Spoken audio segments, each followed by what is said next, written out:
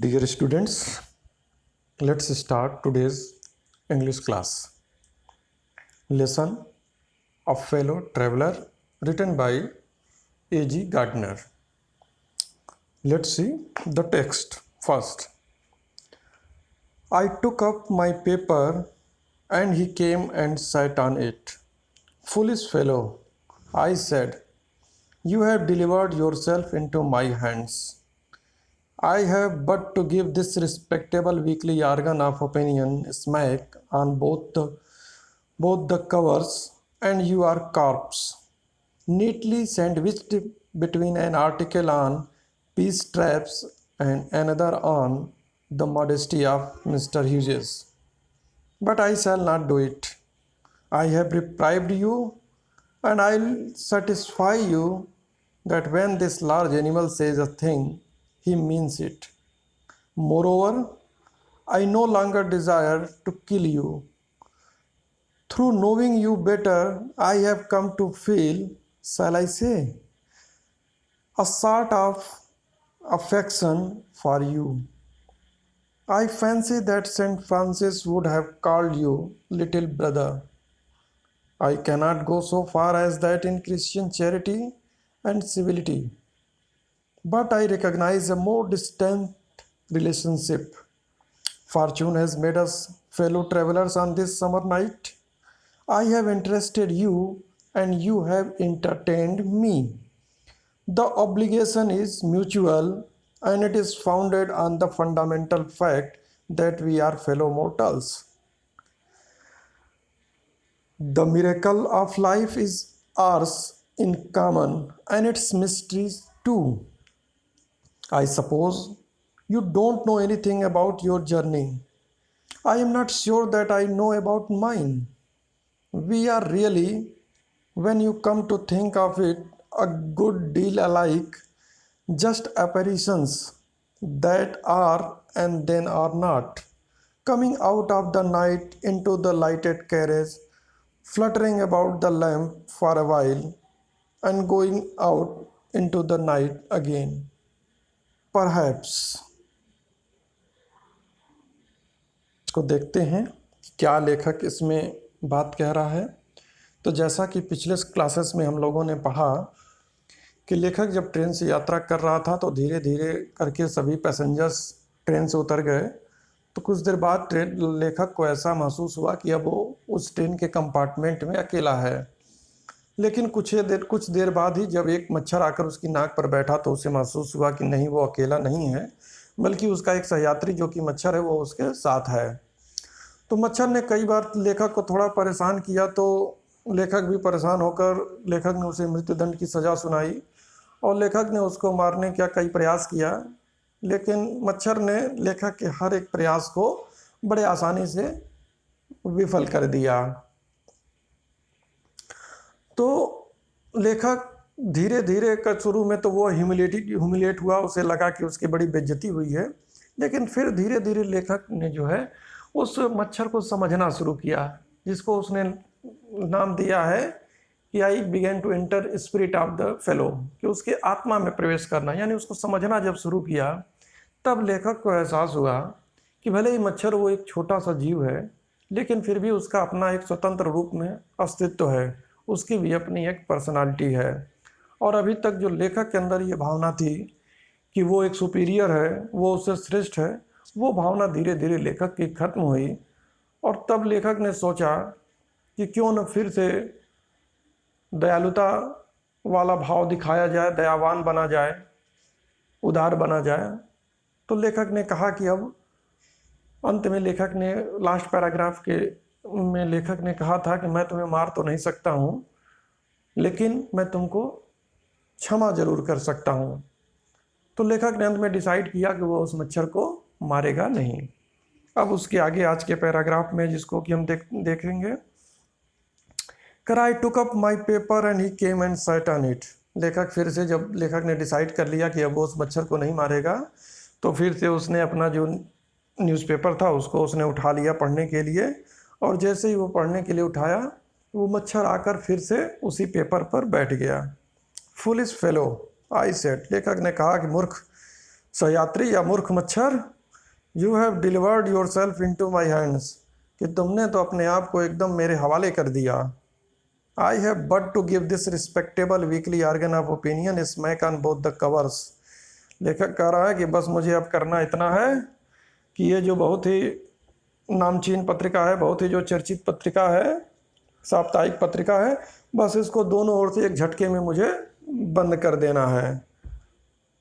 And you are काप्स, और जैसे ही मैं ये पत्रिका जो है कस के दोनों तरफ से बंद कर दूंगा, तुम एकदम से यू आर काप्स, एक डेड बॉडी हो जाओगे, तुम लाश बन जाओगे। Neatly sandwiched between an article on peace traps and another on the modesty of mister Hughes. लेखक कह रहा है कि ये जो दो अलग अलग पेजेस पर अलग अलग जो ऐसे छपे हुए हैं, लेख छपे हुए हैं, एक और छपा हुआ है पीस ट्रैप, दूसरे और the modesty of mister Hughes, बस मुझे करना इतना है कि तुम बीच में बैठे हुए हो, बस मैं जल्दी से इसको अगर बंद कर दूंगा इस पत्रिका को, इन्हीं दोनों लेखों के बीच में तुम चटनी बन जाओगे, एकदम सैंडविच बन जाओगे। But I shall not do it, लेकिन लेखक कह रहा है कि मैं कर सकता हूँ, लेकिन लेखक कह रहा है कि वो ऐसा करेगा नहीं। ऐसा वो क्यों नहीं करेगा? क्योंकि उसके आगे बता रहा है आई हैव रिप्राइव्ड यू, क्योंकि मैंने, लेखक कह रहा है कि उसने मच्छर को माफ़ कर दिया है। And I will satisfy you that when this large animal says a thing he means it. और लेखक कह रहा है कि वह मच्छर को संतुष्ट करेगा, इस बात का उसे मच्छर को विश्वास दिलाएगा कि जब उसके ऐसा बड़ा भारी भरकम आदमी अगर कोई प्रॉमिस करता है, कोई बात करता है, तो उस प्रॉमिस को निभाता भी है, अपनी बात को रखता भी है, उसके बात का मतलब होता है। यानी लेखक कह रहा है कि जब एक बार मैंने तुम्हें माफ़ कर दिया है, तो भले ही तुम अब मेरे चंगुल में फंस गए हो, मैं तुमको आसानी से मार सकता हूँ, लेकिन अब मैं इसलिए नहीं मारूंगा क्योंकि मैंने तुमसे वादा किया है कि मैं तुमको मारूंगा नहीं। Moreover I no longer desire to kill you, और कह रहा है इसके अलावा I no longer desire to kill you, कह रहा है अब मुझे तुम्हें मारने की इच्छा भी नहीं है, क्योंकि शुरू में मैं तुम्हें मारना चाहता था, लेकिन जैसे जैसे मैंने तुमको समझा वैसे वैसे अब मुझे, मेरे अंदर जो तुम्हें मारने की इच्छा थी वो इच्छा अब खत्म हो गई है, इसीलिए मैं तुम्हें अब मारूंगा नहीं। Through knowing you better I have come to feel, कर अब जैसे जैसे मैं तुमको थोड़ा ज़्यादा अच्छे से समझ पाया, अच्छे से मैं जान पाया, I have come to feel, मैं अब ऐसा महसूस, लेखक करा वो ऐसा महसूस करता है, सैलाई से करा, क्या मैं उसको बताऊं, a sort of affection for you. लेखक करा उसके मन में उस मच्छर के प्रति एक अफेक्शन, एक स्नेह की भावना उसके दिल में अब उत्पन्न हो गई है, क्योंकि जो उसके अंदर एक श्रेष्ठता की भावना थी, वो श्रेष्ठता की भावना अब खत्म हो गई है, इसलिए अब उसे उस मच्छर के प्रति भी एक स्नेह की भावना है।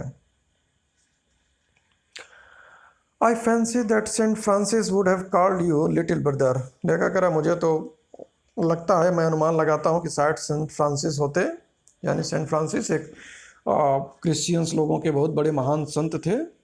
तो लेखक कह रहा है कि मुझे तो लगता है कि अगर सेंट फ्रांसिस आज भी होते तो शायद वो तो तुम्हें अपना छोटा भाई ही कहकर पुकारते, तुमको अपना छोटा भाई बना लेते, क्योंकि तुम भी एक जीव हो, तुम भी एक आत्मा हो, जैसे कि मैं एक आत्मा हूँ, तो वो तो शायद तुमको अपना छोटा भाई ही कहते।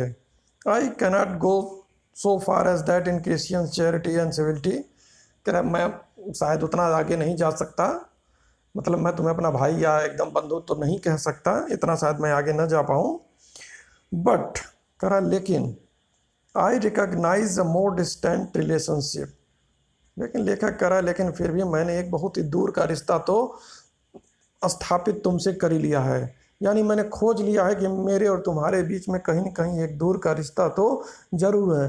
ठीक है, तुम मेरे सगे भाई नहीं हो, लेकिन कुछ न कुछ रिश्ता हम दोनों में जरूर है। और अब जो है यहाँ से हम देखेंगे तो ये जो पिछले पैराग्राफ से ही जो बात शुरू है, अब थोड़ा फिलोसॉफिकल बातें जो हैं, कुछ दार्शनिक बातें, कुछ दर्शन की बातें, कुछ ज्ञान की बातें जो हैं अब लेखक इसमें बता रहा है और शेयर कर रहा है, क्योंकि अब उसके दर्शन के अनुसार, उसके फिलॉसफी के अनुसार वो जो मच्छर है वो केवल एक छोटा सा मच्छर और कीट न होकर, बल्कि अपने आप में एक संपूर्ण व्यक्तित्व है, और एक व्यक्तित्व के रूप में, एक व्यक्ति के रूप में उसको जो है लेखक उसको अब डील कर रहा है, उसको मान रहा है। तो इसलिए कह रहा है कि Fortune has made us fellow travellers on this summer night. लेखक कह रहा है क्योंकि शायद किस्मत ने ही आज इस गर्मी की रात को हम दोनों को जो है सहयात्री बनाया है। ये सब किस्मत है, ये किस्मत है, तभी आज तुम और मैं दोनों आज इस रात को इस ट्रेन में आज हम दोनों सहयात्री बने हुए हैं। I have interested you and you have entertain me. मैंने तुम में इंटरेस्ट दिखाया, रुचि दिखाया, and you have entertain me, और उसके बदले में तुमने भी मेरा बहुत अच्छा मनोरंजन किया। The obligation is mutual. तो इस तरह से एक तरह से यहाँ पर दोनों ओर से बराबरी की बात हुई कि मैंने तुम में जो है रुचि दिखाया तो तुमने मेरा मनोरंजन दिखाया, यानी हम लोगों ने एक दूसरे का साथ दिया। एक and it is founded on the fundamental fact that we are fellow mortals. और यह इस बात पर, इस आधारभूत बात पर, इस बेसिक प्रिंसिपल पर यह बात टिकी हुई है कि जो हम एक दूसरे को, हम लोगों ने एक दूसरे का जो साथ निभाया, वो कह रहा है इस बात पर है कि हम दोनों के दोनों नश्वर हैं, नासवान हैं, यानी हम दोनों एक दिन जो हैं खत्म हो जाने वाले हैं। चाहे मैं शरीर में भारी भरकम बहुत बड़ा हूँ या तुम एक दो बहुत छोटे से जीव है, हम दोनों में ये कॉमन चीज़ है, जो कि बेसिक चीज़ है कि हम दोनों ही जो हैं मोर्टल्स हैं, हम दोनों ही नश्वर हैं, नासवान हैं, एक दिन खत्म हो जाने वाले हैं। The miracle of life is hours in common. जो हमारे जीवन में जो मिरेकल हैं, जो चमत्कार हैं, हमारे जो जीवन के चमत्कार हैं, कह रहा है इन कॉमन, दोनों लोगों के जीवन में जो चमत्कार है वो एक दूसरे में कॉमन है, यानी हम दोनों में वो पाया जाता है, उभयनिष्ठ है, दोनों में है। यानी कि लेखक कह रहा है कि जिस प्रकार मेरे जीवन में बहुत कुछ जो है वो जादुई है, मिरेकल्स हैं, उसी तरह तुम्हारे भी जीवन में बहुत कुछ ऐसी चीज़ें हैं जिनको के बारे में तुम नहीं जानते हो, और वो तुमको वो सब चीज़ें आश्चर्यजनक लगती हैं या जादू लगती हैं। And it's mystery too. और उसी तरह हम दोनों के जीवन में कुछ न कुछ मिस्ट्रीज भी हैं, कुछ रहस्य भी हैं। यानी कि लेखक कह रहा है कि इससे कोई फर्क नहीं पड़ता कि वो एक मानव है, बहुत बड़ा पढ़ा लिखा है या बड़ा जीव है, समझदार है, और वो उसका जो फेलो जो ट्रेवलर है या उसका सहयात्री है वो एक छोटा सा मच्छर है। लेकिन लेखक कह रहा है कि एक चीज़ तो हम दोनों में ज़रूर कॉमन है कि हम दोनों के जीवन में कुछ न कुछ चमत्कार भी भरे हुए हैं, और कहीं न कहीं जीवन में हम दोनों के रहस्य भी हैं कि जिन रहस्यों को न आज तक मैं जान पाया हूँ और न उन रहस्यों को तुम ही कभी जान पाए हो। I suppose you don't know anything about your journey. लेखक कह रहा है कि मुझे नहीं लगता, मुझे लगता है ऐसा कि तुम्हें कुछ नहीं मालूम है कि तुम किस यात्रा पर निकले हो, यानी तुम कहाँ जा रहे हो, तुम्हारी यात्रा क्या है, तुम्हारा डेस्टिनेशन क्या है, लक्ष्य क्या है, कुछ नहीं जानते हो तुम।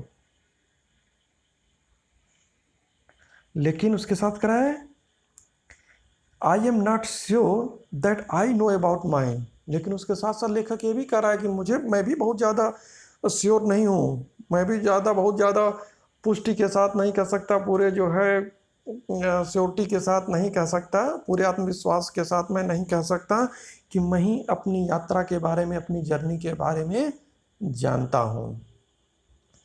यहाँ पर थोड़ा सा हम उसको बात को देखेंगे तो बात थोड़ा सा यहाँ दार्शनिक बात लेखक कह रहा है, क्योंकि यहाँ वो कह रहा है कि लेखक मच्छर को संबोधित करते हुए कि तुम्हें अपने जीवन की यात्रा के बारे में कुछ नहीं मालूम है। तो कई बार हमें ऐसा लगता है कि जो छोटे जीव जंतु हैं उन्हें तो अपने बारे में कुछ नहीं मालूम है, हम लोग तो इतने, मनुष्य जो जाति है वो इतना पढ़ा लिखा समझदार है कि हमें तो बहुत कुछ मालूम है। लेकिन लेखक कह रहा है कि नहीं, जिस प्रकार उसे अपने जीवन यात्रा के बारे में कुछ नहीं मालूम है, उसी तरह हम लोगों को भी अपने जीवन यात्रा के बारे में कुछ विशेष मालूम नहीं है। वी आर रियली, कह रहा वास्तव में अगर देखा जाए तो, when you come to think of it, कि अगर तुम इसको सोचो, विचार करो, अगर इस पर अगर ध्यान दो, अ गुड डील अलाइक, तो हम दोनों में बहुत कुछ समानताएं हैं, बहुत कुछ ऐसी चीज़ें हैं कि जो हम दोनों में हैं। यानी भले तुम एक छोटे से कीट हो, पतंगे हो, और मैं बहुत आदमी एक मानव हूँ, लेकिन उसके बाद भी हम दोनों में बहुत सी समानताएं हैं। और वो समानताएं क्या हैं? थोड़ी सी दार्शनिक बातें यहाँ पर लेखक कह रहा है कि just apparitions that are and then are not. कह रहा है हम दोनों जो हैं क्या है? अपरिशन है, एक छाया है, एक आभासी है, आभास है, यानी कि एक हम छाया के समान है। That are and then are not, जो कभी हम हैं एंड देन आर नॉट, और फिर हम नहीं हैं। यानी कि हम दोनों में से कोई ऐसा नहीं है कि जो यहाँ पर अस्थाई है, कोई भी अस्थाई नहीं है। कह रहा बस एकदम एक छाया के समान हम लोग हैं, कि कभी हैं और फिर नहीं है, यानी कुछ भी जो है श्योरिटी नहीं है, कुछ भी निश्चित नहीं है। Coming out of the night into the lighted carriage. कह रहा हम दोनों के लिए कि coming out of the night, जैसे तुम एक अंधेरे रात से होते हुए कहीं आए हो, इनटू द लाइटेड कैरेज, इस डब्बे में, जहाँ पर प्रकाशवान डब्बे में, प्रकाशवान ट्रेन के कंपार्टमेंट में तुम आए हो, कहाँ किस अंधेरे से तुम आए हो तुमको कुछ नहीं मालूम है। उसी प्रकार लेखक कह रहा है कि हमें भी नहीं मालूम है, मुझे भी नहीं मालूम है कि मैं कहाँ से आया हूँ, किस अंधेरे से मैं कहाँ से आया हूँ। कर मुझे भी अपने बारे में कुछ नहीं मालूम है कि मैं कहाँ से आया हूँ।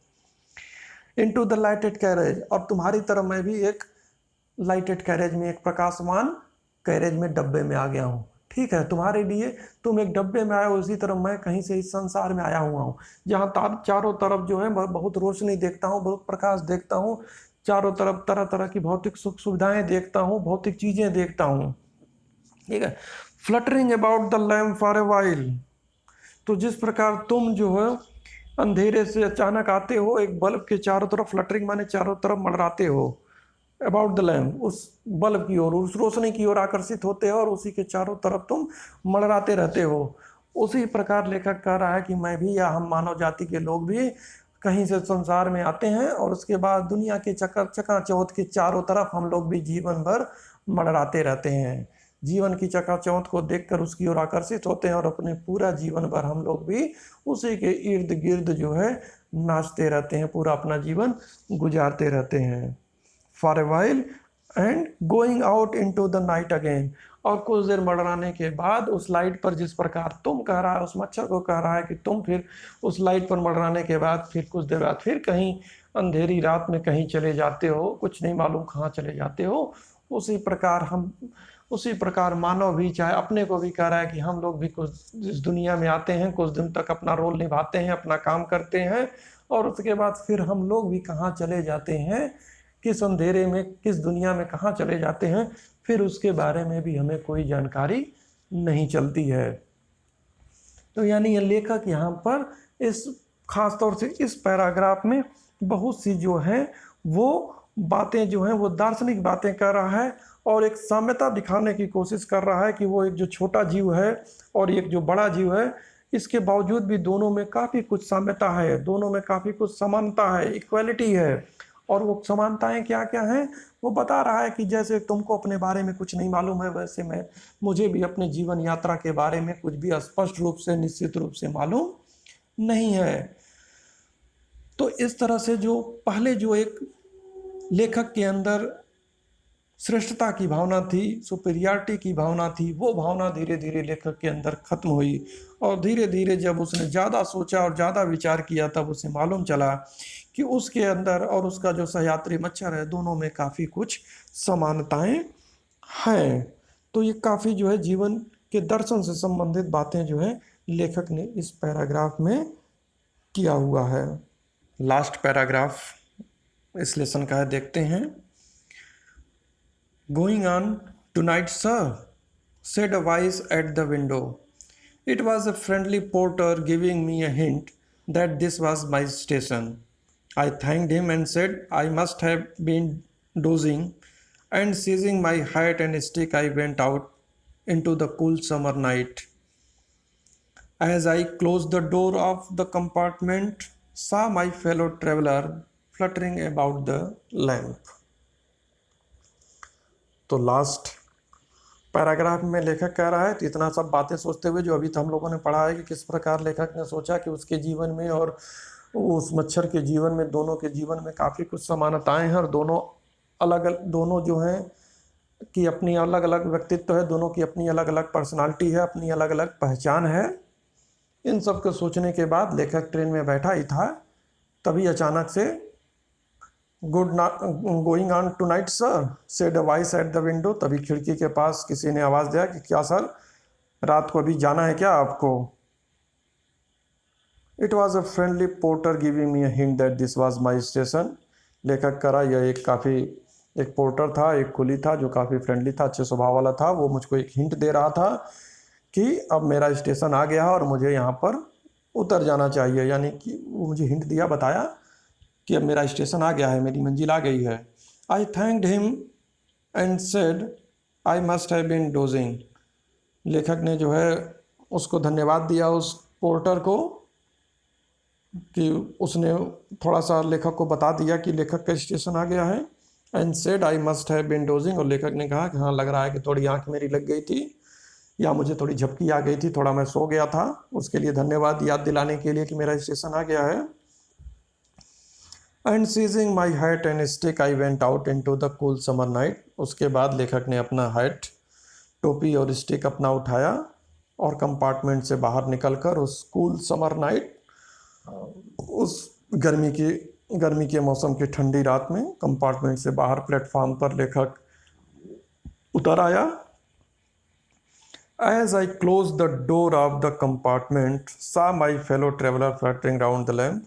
और जब लेखक कंपार्टमेंट से निकलकर प्लेटफॉर्म पर उसका दरवाज़ा बंद कर रहा था अपने कंपार्टमेंट का, तो उसने देखा कि अभी भी उसका जो सहयात्री था, जो मच्छर था, वो लैंप के चारों तरफ अभी भी मंडरा रहा था। और उसके बाद लेखक अपनी आगे की यात्रा पर निकल गया। यानी कि कुल लेसन अब हम लोगों का ख़त्म हो गया।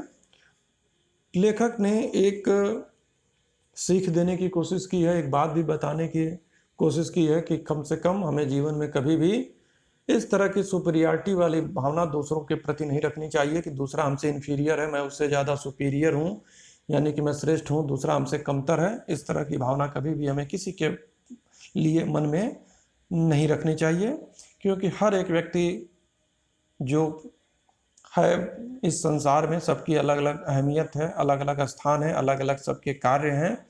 तो इसलिए कभी भी हमें किसी को भी अपने से छोटा बड़ा इस तरह की भावना नहीं रखनी चाहिए। और दूसरा जो बहुत अच्छी बात लेखक ने इस पाठ में बताई है, जो उसने बताया कि मैग्नेनिमिटी के बारे में उसने बताया, उदारता के बारे में बताया कि हमें उदार होना चाहिए, दयालु होना चाहिए। और ये उसने बताया कि ये जो दो ऐसे गुण हैं जो कि मनुष्य के सबसे बड़े चरित्र के सबसे बड़े गुण हैं। तो ये था पूरा lesson a fellow traveller AG Gardner द्वारा लिखित, जिसमें उन्होंने अपने जीवन के कुछ अनुभवों के द्वारा हमें एक नई बात सिखाने की कोशिश किया। उम्मीद करता हूँ कि आप सभी को लेसन जो है अच्छी तरह से समझ में आ गया होगा। Thank you.